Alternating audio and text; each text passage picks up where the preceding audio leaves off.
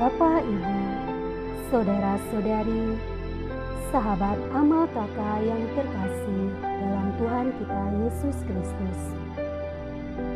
Selamat berjumpa kembali dalam Renungan Harian Katolik, Senin 3 April 2023, Pekan Suci.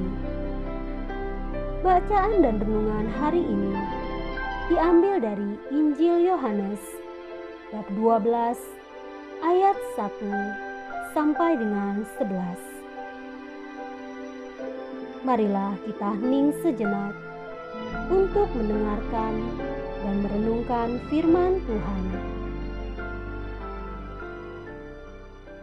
Semoga Tuhan beserta kita sekarang dan selama-lamanya.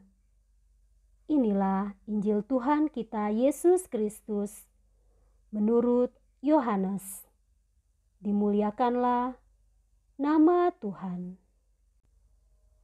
6 hari sebelum Paskah, Yesus datang ke Betania, tempat tinggal Lazarus yang ia bangkitkan dari antara orang mati. Di situ diadakan perjamuan untuk dia dan Marta melayani, sedang salah seorang yang turut makan dengan Yesus adalah Lazarus.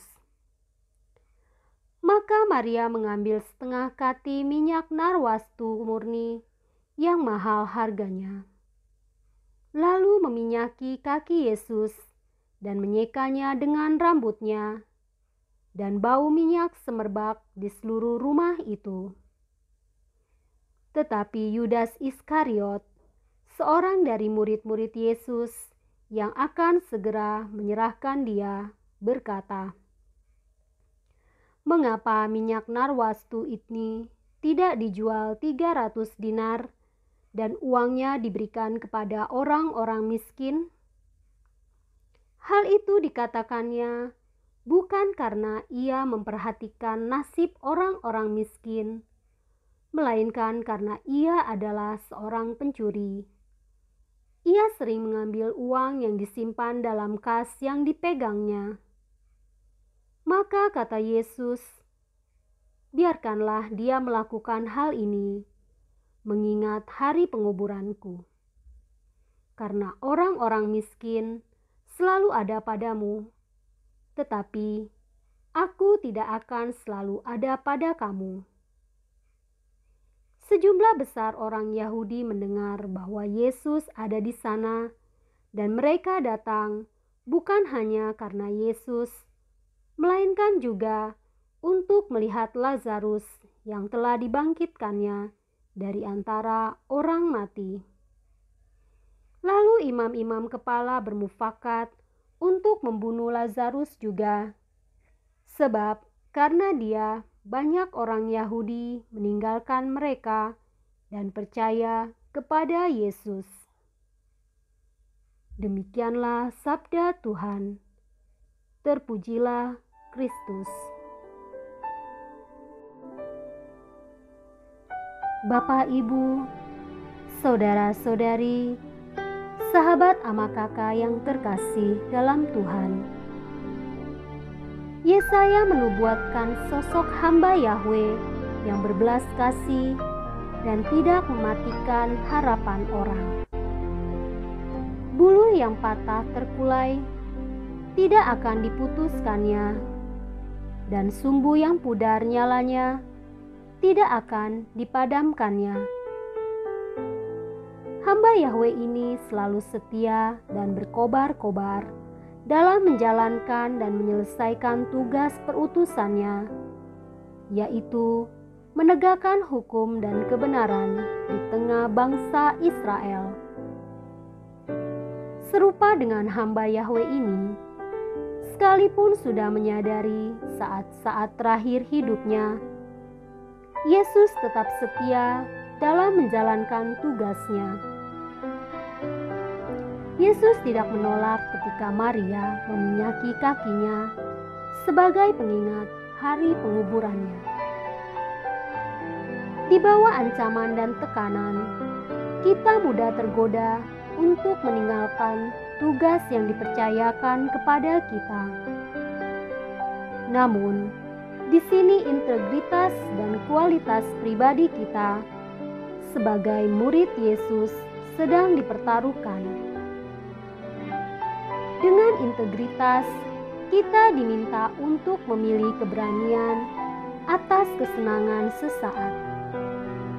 Memilih yang baik daripada sesuatu yang sekedar menghibur dan mudah. Memilih untuk menjalankan nilai-nilai hidup yang kita pegang. Bapak, Ibu, saudara-saudari, sahabat ama kakak yang terkasih,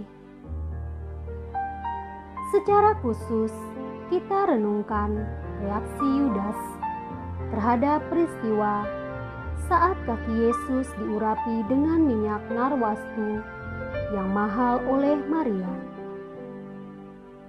Dengan nada protes, Yudas merasa terusik karena minyak yang mahal hanya untuk kaki, bukannya dijual dan uangnya untuk orang miskin.